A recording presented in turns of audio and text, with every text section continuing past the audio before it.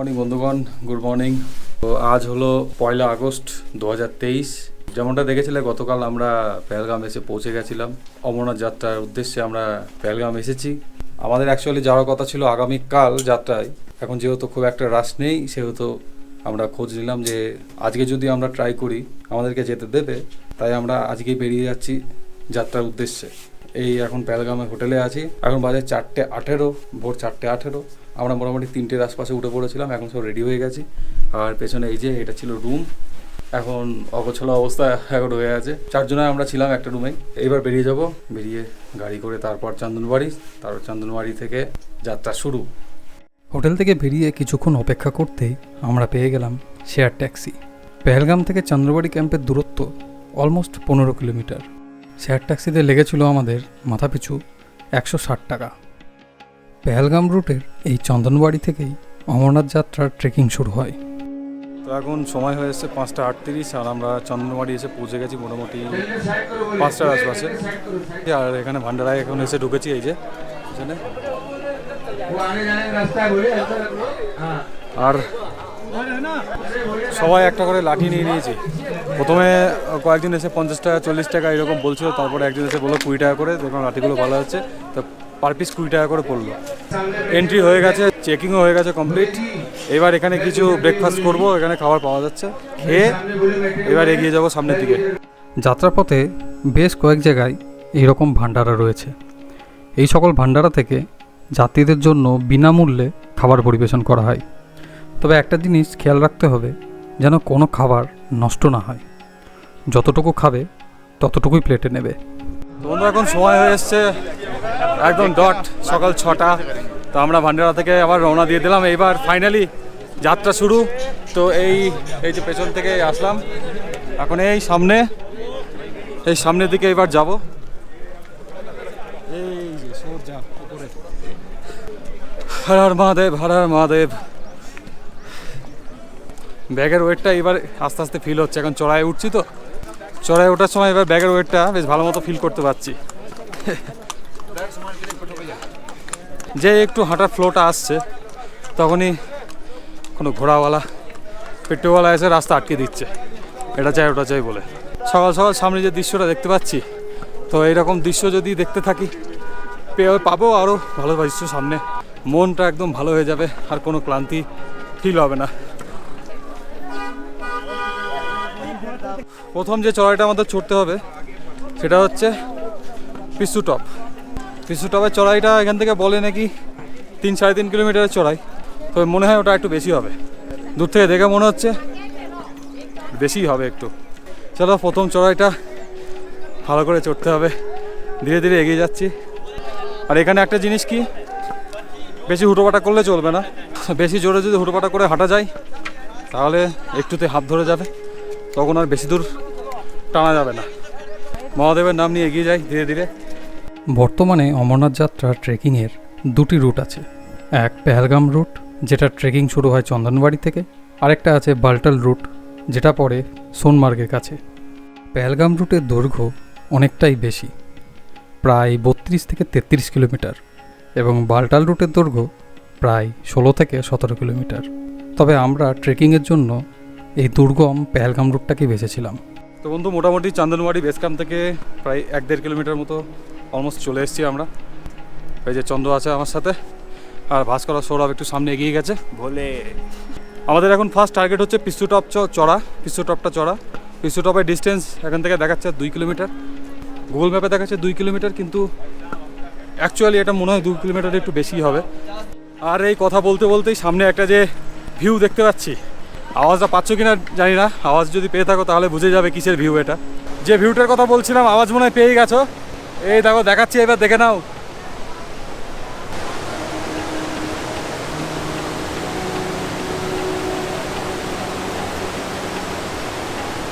তো বন্ধু, বলতে বলতে মানে পিসু টপের এবার খাওয়া চড়াই শুরু হয়ে গেছে।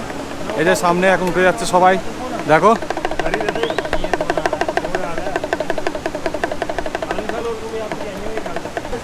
এইবার কঠিন চড়াই শুরু, আর এর মধ্যে ঘোড়াও উঠছে আবার সাইডে।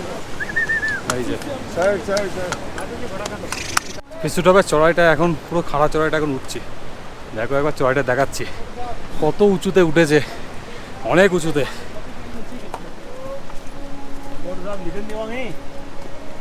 ওপরে ভাস্কর আর সৌরভ কি বসে আছে, ওদের সাথে কি আবার মিট হবে। ভাই লোক সব চলে এসছে, বলে আমরা এসেছি, ভাই লোক ভাই আগে লোক। এসেছে। ভাই লোক আগে এসছে, আমরা পরে এসছি। হ্যাঁ, না আমি সেটা বলেছি যে তোরা আগে গেছিস, আমরা সেটা পরে আগে আসছি।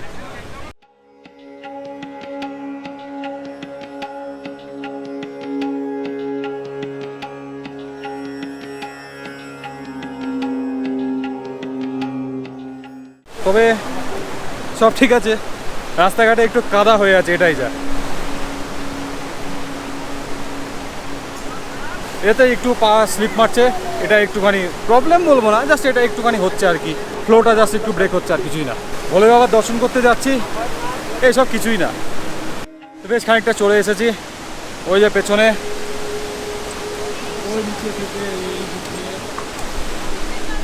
এখন এই উপরে উঠে এসে দাঁড়িয়ে আছি, এখনো একদম উপরে পুরো। চন্দ্র বসে পড়েছে এসে, চন্দ্রের জন্য ওয়েট করছিলাম, এসে বসে পড়েছে।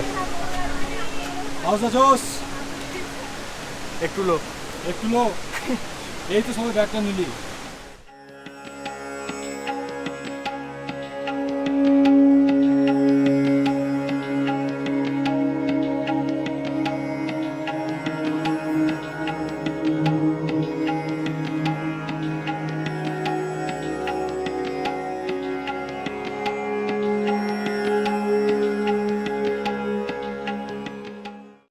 বন্ধু ঘড়িতে এখন বাজছে ডট সকাল 9টা, আর আমরা মোটামুটি এই 10 মিনিট মতো আগে পিসু টপ এসে পৌঁছালাম। তো মোটামুটি অলমোস্ট 3 ঘন্টার কাছাকাছি লেগে গেল পিসু টপ পৌঁছাতে।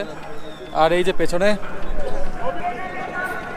পেছনে সব ভান্ডারা লেগে আছে, আর আমরা এখানে একটু বসে আছি। আমি আর সৌরভ আগে চলে এসেছি, সৌরভ সবার আগে এসছে, আর আমি তারপর পরই এসেছি। আর পেছনে ভাস্কর আর চন্দ্র আসছে, ওদের জন্য একটু ওয়েট করছি। তো ওরা তিনজন মোটামুটি একটু ব্যাগ অল্টারনেট করেছে একে অপরের সাথে, কিন্তু আমি আমার ব্যাগটা পুরোটাই নিয়ে উঠেছি। আর আরেকটা জিনিস যেটা বলছি, এই ট্রেকটা আমার লাইফের প্রথম ট্রেক। আমার লাইফের প্রথম ট্রেক যেটা করছি সেটাই এত বড় টাফ একটা ট্রেক। একবারে পিছু টপ এইভাবে করে ব্যাগ নিয়ে উঠে পড়তে পারবো এটা আমিও ভাবিনি। যাই হোক উঠে পড়েছি, তো এইবার এগিয়ে যাবো সামনের দিকে, ওরা আসুক। এখান থেকে শেষনাগের ডিস্টেন্স দেখাচ্ছে আর 9 কিলোমিটার, আর পোস্টপত্রির ডিস্টেন্স দেখাচ্ছে 15 কিলোমিটার। এখানে সামনে বোর্ড দেওয়া আছে, আমি বোর্ডটা দেখিয়ে দিচ্ছি, একবার তোমরাও দেখে নিতে পারবে।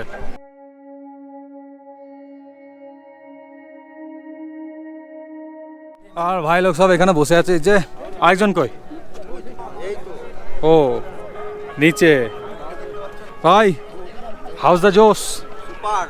এরপর ভান্ডারা থেকে কিছু খাওয়া দাওয়া করে আমরা আবার এগিয়ে চললাম সামনের দিকে। পিসু টপের পর থেকেই চারিদিকের পরিবেশটা আরও মনোমুগ্ধকর এবং চোখ চোরানো হয়ে উঠল।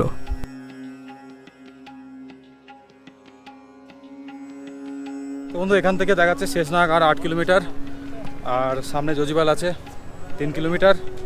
এখন মোটামুটি অনেকটা ডাউন হিল আছে, ওপর দিয়ে হেলিকপ্টার যাচ্ছে। এখন মোটামুটি বেশ ডাউন হিল আছে, এখন সেহেতু অতটা অসুবিধা হচ্ছে না। তো পিছু টপ চড়তে গিয়ে ভাই ফুল ফেটে গেছে পুরো, পিছু টপ চড়তে গিয়ে।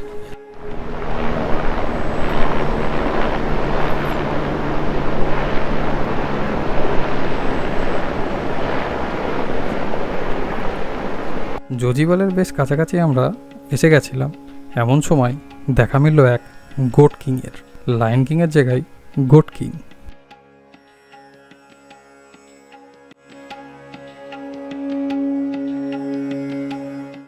4 মিনিট মতো বাকি আছে 12টা বাজতে, আর আমরা জজিবাল এসে পৌঁছে গেছি।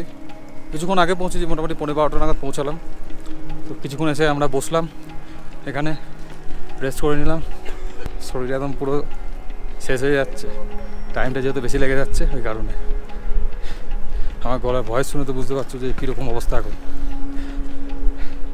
ভয়েসেও এখন আর সেরকম জোর নেই। এখনও আমরা মেন যে সামনে ক্যাম্প আছে সেখানে আমরা এখনও যাইনি। ভান্ডারা ক্যাম্প যেখানে আছে ওই সামনে একটু দেখতে পাচ্ছি, কয়েকশো মিটার আর বাকি আছে। যদি কিছু খাবার বা একটু খেতে হবে, খেতে খেতে পেয়ে গেছে। সে পিসু টপ থেকে 2টো পুরি খেয়েছি ব্যাস, তারপরে আর খাওয়া দাওয়া কিছু হয়নি, এই চলছে। আর সামনের যে ভিউটা, যে রাস্তা দিয়ে যাচ্ছি সেই ভিউটা দেখাচ্ছি আমি তোমাদের, কিন্তু কোনো ক্যামেরা জাস্টিস করবে না।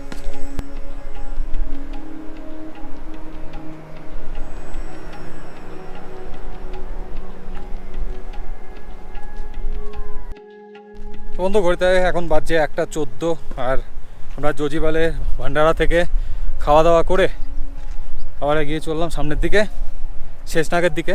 শেষনাগ আর মোটামুটি 4-5 কিলোমিটার মতো বাকি আছে। খেয়ে দিয়ে উঠে আর যেন পা চলছিলই না।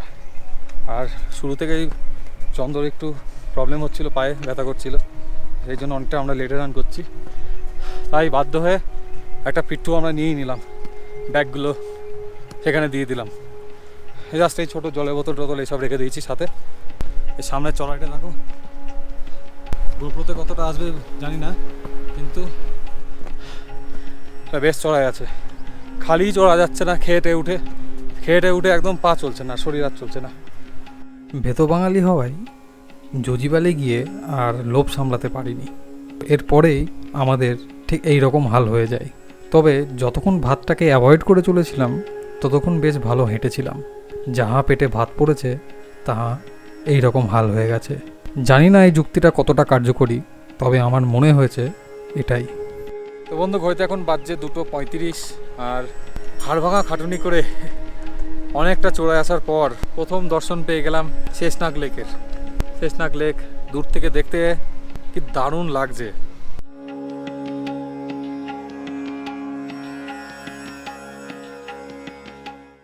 দূরে ক্যাম্প দেখা যাচ্ছে, সৌরভ, ভাস্কর এরা সব চলে গেছে আগে। ওরা এখন প্রায় ক্যাম্প পৌঁছাবে হচ্ছে। আমি আর চন্দ্র পেছনে একটু আসছি।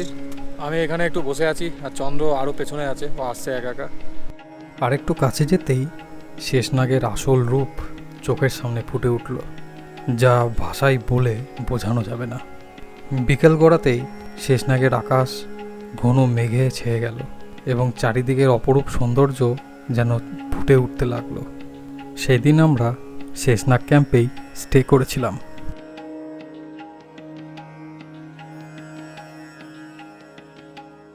তো বন্ধু ঘড়িতে এখন বাজছে 7:17 আর আমরা শেষনাগ পৌঁছে গেছি যেমনটা দেখলে। আর মোটামুটি ওই 4:15-20 মধ্যে পৌঁছে গেছিলাম। তারপরে চন্দ্র পেছনে ছিল, আসলো।